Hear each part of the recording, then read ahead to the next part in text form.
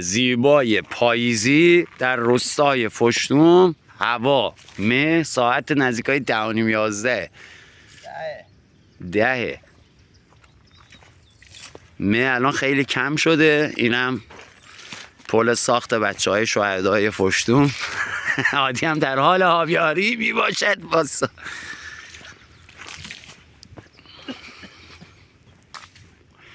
این چقدر مه داره با اون که ساعت 10 بازم مه زیاده توش.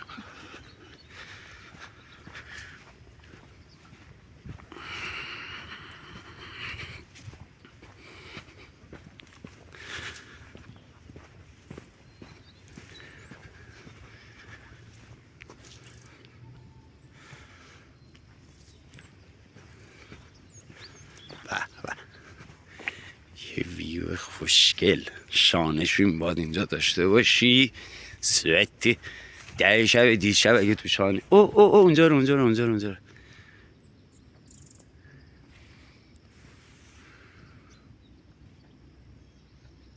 شوغال نگاه کن، داره من نگاه رفت. فکر کنم اومده بود اینجا حالشو ببره. شبیه گرگه میمونه داره میره. هادی شغاله تو خونت بودا به خدا.